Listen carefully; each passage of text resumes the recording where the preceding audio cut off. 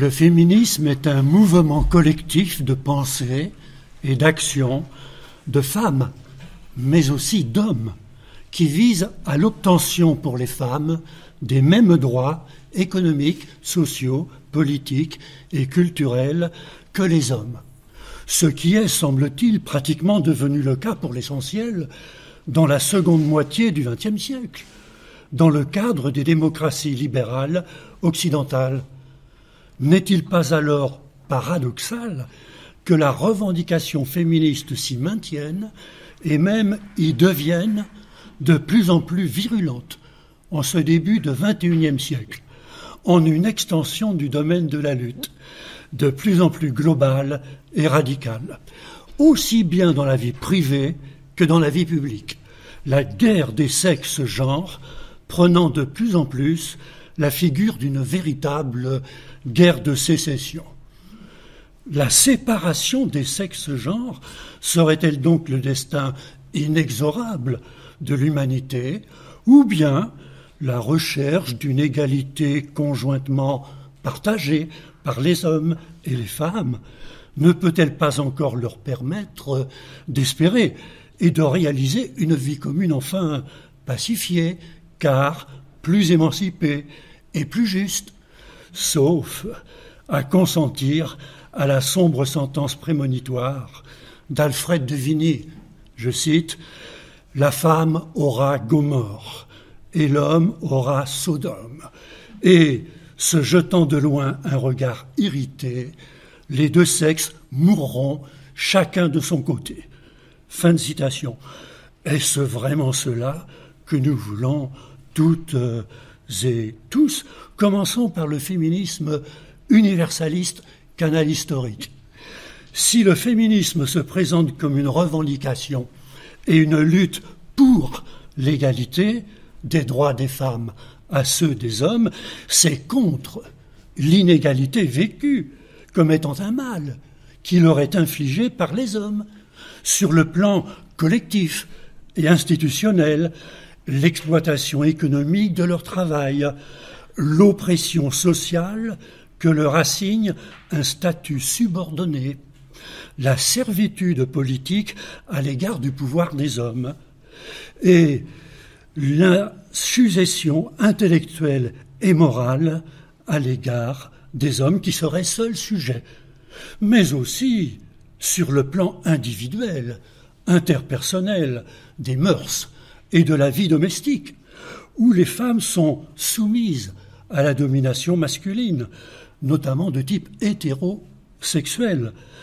La leçon de l'histoire fait remonter ce sexisme jusqu'aux sociétés primitives. Et c'est bien ainsi, aujourd'hui encore, et toujours plus, avec la distinction du sexe naturel et du genre culturel, que nous représentons la condition féminine comme étant asservie à la condition masculine, ce qui justifie la lutte contre cette domination. Cette domination étant vécue et dénoncée par des femmes, mais aussi par des hommes, comme étant la mère des injustices, leur lutte ne vient pas de sortir, elle non plus. Et on en trouve les traces à toutes les époques et en tous les lieux. Mais c'est bien à partir du XVIIIe siècle, des Lumières et des révolutions américaines et françaises,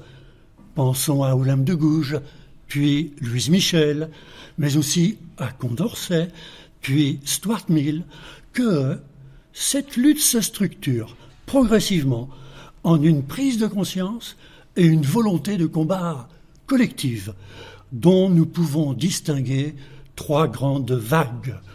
D'abord, la lutte des pionnières et pionniers, donc, au milieu ou à partir du milieu du XVIIIe jusqu'au milieu du XXe siècle, pour l'obtention de droits égaux à ceux des hommes dans les quatre domaines donc de l'économique, du droit au et du travail, du social, de la reconnaissance de l'égalité des statuts et des rôles, du politique, des droits civiques, jusqu'au droit de suffrage et du symbolique. la reconnaissance à égalité des capacités intellectuelles et morales des femmes et donc de leur droit à l'émancipation par l'instruction, notamment après les 2 premières guerres mondiales et avec des fortunes diverses selon les pays, même occidentaux. Le droit de vote des femmes n'étant reconnu en France, par exemple, qu'en 1944, mais le droit au divorce dès 1792. Et l'égalisation de l'instruction des 2 sexes tout au long du XIXe siècle et sa généralisation par la Troisième République française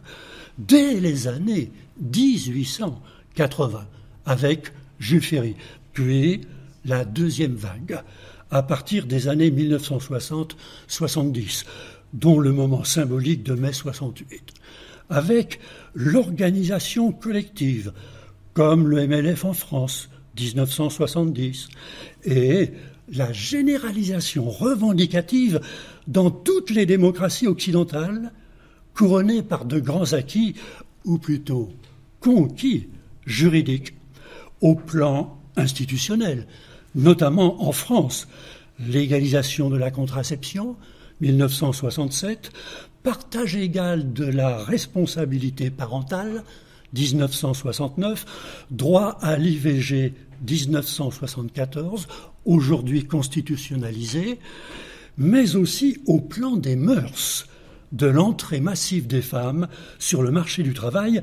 jusqu'à la libération sexuelle, véritable révolution de la condition féminine et masculine. Et tout cela dans le cadre intellectuel et institutionnel d'un féminisme universaliste pacifique pour qui les femmes et les hommes se ressemblent plus qu'ils ne diffèrent, et fondé sur le progrès de la raison des Lumières commune à tous, par la réforme juridico-politique progressive, à tel point que l'émancipation des femmes peut apparaître comme étant à la fois la condition et le couronnement de toute société démocratique humaniste, l'asservissement des femmes devenant, lui, l'indice le plus évident de l'obscurantisme et de la barbarie des sociétés. Oui, mais ne serait-ce pas là une fiction juridico-politique? Les droits acquis, conquis par les femmes, semblant inefficients car trop formels et abstraits pour s'inscrire vraiment et durablement dans les mentalités et les mœurs réelles et concrètes qui leur résistent encore aujourd'hui. Pis encore, le projet même de la raison des Lumières ne se serait-il pas retourné, voire dévoilé,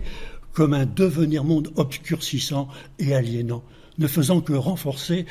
le système patriarcal et donc accroître le malheur des femmes?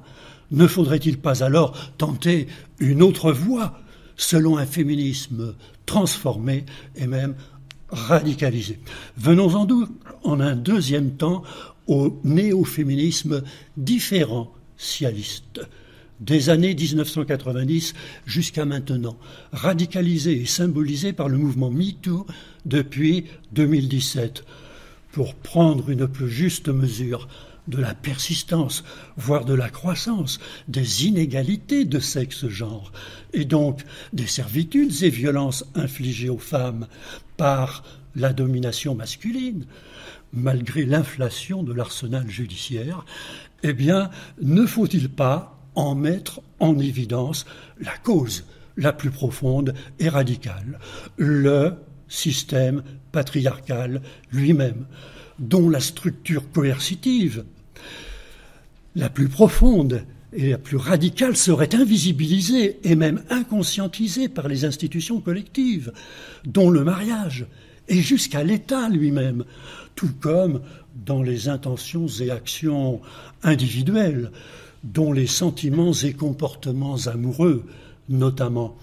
Comme le dit Elisabeth Badinter, je cite, « Le néo-féminisme a substitué à la condamnation des abus masculins de notre premier moment,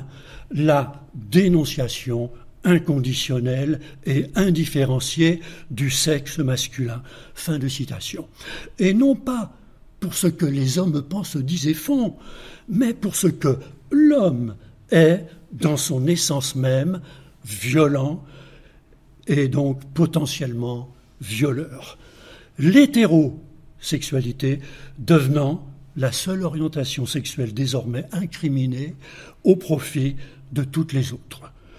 Pour combattre ce mal radical, ne faut-il pas alors se livrer à une extension du domaine de la lutte et en radicaliser les moyens? C'est précisément ce que se propose et pratique cette troisième vague du néo-féminisme contemporain, des années 1980-90 à maintenant, pour qui les femmes et les hommes diffèrent plus qu'ils ne se ressemblent, comme le théorise et y appelle le féminisme radical américain des années 1980, chez Katharina McKinnon et Andrea Dworkin notamment, mais inspiré par les membres les plus radicales du MLF français, dont Antoinette Fouque et Hélène Cixous.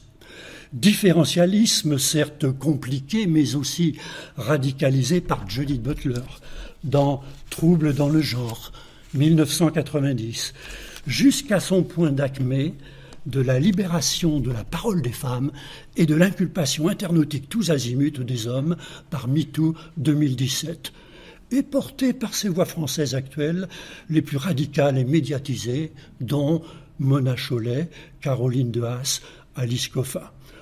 Ne faut-il pas, en effet, pour plus d'efficacité, passer de la revendication économico-sociale réformiste par le droit au combat sociétal, sexuel, genré par un réarmement moral et comportemental, et donc passer de la visée de l'égalité par le droit à la visée de la liberté d'indépendance totale à l'égard des hommes par une morale néo-révolutionnaire, victimaire et agressive, selon une sursexualisation paradoxalement triste, car notamment castratrice, à l'opposé de la désireuse et joyeuse mais naïve libération sexuelle conjointe de 68-70. Et plus profondément et radicalement encore, cela n'exige-t-il pas de passer à une autre époque de l'histoire humaine, en rompant radicalement avec le projet de la raison des Lumières, qui se serait montrée en fait obscurcissante et aliénante, car phallogocratique, selon Derrida et la French Theory des années 1970. Et cela maintenant au profit du sentiment, du vécu, du ressenti, déclaré éveillé, woke, et donc libérateur, l'usage de la raison dominatrice étant le propre du genre masculin et celui de la sensibilité empathique, le propre du genre féminin. Que ce néo-féminisme différentialiste, essentialiste donc, soit culturaliste, comme dans le féminisme du Caire, et ou naturaliste, comme dans l'écoféminisme, il appelle à la déconstruction, rééducation radicale des hommes selon un projet séparatiste, déjà bien à l'œuvre dans le privé comme dans le public. Des safe spaces ou réunions militantes ou sympathisantes non mixtes sexuellement, au refus de tout commerce ou communication avec les hommes, jusque dans la sécession érotique, et pas seulement chez les jeunes gens, comme dans la sologamie, le mariage avec soi-même, mais aussi chez les moins jeunes, comme dans l'explosion du divorce chez les seniors, opposant tous une sororité régénératrice à une fraternité jugée entièrement toxique. Oui, mais ce néo-féminisme différentialiste est-il la vérité profonde, enfin advenue du féminisme, ou bien, comme le dit Elisabeth Badinter, une fausse route, ennemie de la vraie cause des femmes et des hommes réunis, Et serait cela un irrésistible destin, ou bien une simple destinée que l'exercice de la liberté des femmes et des hommes pourrait encore infléchir, voire inverser? Venons-en donc enfin à la critique de ce néo-féminisme différentialiste comme étant idéologique, en vue d'une réhabilitation du féminisme universaliste raisonnable. Le néo-féminisme différentialiste a ceci d'idéologique que c'est un grand récit ressentimental qui présente la totalité du monde culturel, mais aussi naturel, comme étant systémiquement divisé entre les forces du mal et les forces du bien, selon un combat sans merci pour éradiquer le mal et régénérer l'humanité et la nature elle-même, comme dans l'écoféminisme. Ce grand récit binaire, donc, qui essentialise identitairement les forces en présence, se revendique comme étant totalement infalsifiable, malgré pourtant les démentis historiques ou empiriques les plus évidents. Par exemple, la condition des femmes serait-elle la même en démocratie laïque qu'en autocratie fondamentaliste, voire pire en Occident que dans le dit Grand Sud? Et malgré la pluralité et surtout la singularité des êtres humains, faut-il penser et dire tous les hommes et toutes les femmes, ou beaucoup ou quelques-unes, quelques-uns, voire telle femme ou homme, notamment pour ce qui est de la culpabilité du mal, surtout en amour, vu la complexité et la conflictualité abyssale des sentiments et comportements amoureux. Toutes les femmes y seraient-elles moins agressives et violentes que tous les hommes? Ce grand récit identitaire s'impose aussi comme étant incriticable par l'exercice personnel, logique et dialogal de la raison, à laquelle il oppose les croyances vécues, ressenties par des moi ou des nous, surtout, victimaires, s'estimant offensés par le moindre questionnement, ce qui empêche ou met fin à toute discussion privée comme à tout débat public. Mais ce qui rend de plus en plus impossible tout dialogue, et donc tout sens commun, et même tout bon sens, c'est l'intimidation, et même la peur que provoque cette idéologie chez ceux qu'elle déclare coupables du mal, du haut de son moralement correct, et le comportement belliqueux de ses militants, qui les considèrent non plus comme des interlocuteurs, ou même des adversaires, mais bien comme des ennemis à déconstruire, rééduquer, donc à tout prix, sinon à éliminer, comme y appelle le Scum Manifesto de Valérie Solanas de 1967. Je cite, « Il faut supprimer le sexe masculin ». Ce qui, inévitablement, ne peut que devenir toxique et même contre-productif, puisque ce néo-féminisme agressif ne peut que renforcer le mal qu'il prétend dénoncer et combattre, à savoir le masculinisme et le virilisme, très présents chez les classes populaires et moyennes, alors même que ce néo-féminisme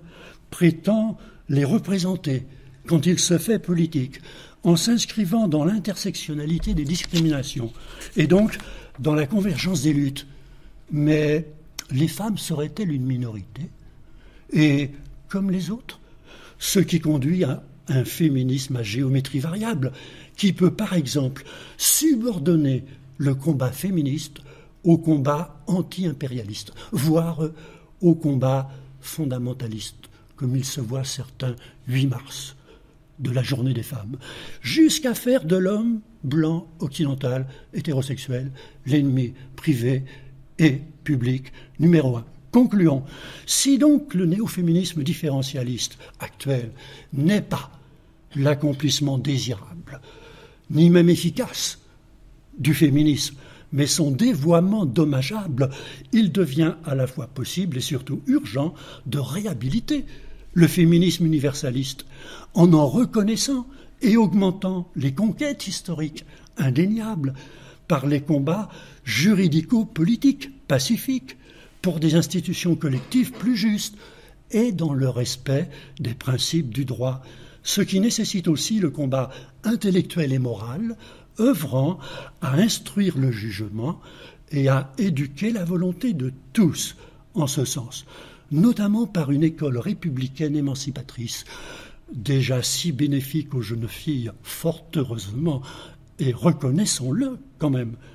pour redonner ainsi conscience et confiance aux femmes et aux hommes de bon sens, qui très majoritairement refusent la radicalité justicière du néo-féminisme différentialiste, et donc pour lutter de façon éclairée et efficace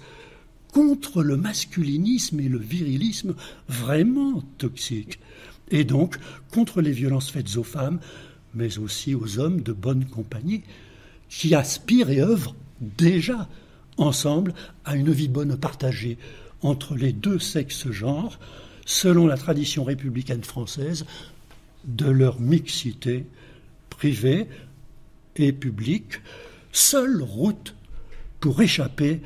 à la sentence désespérée d'Alfred de Vigny. Merci de votre ô combien patiente attention.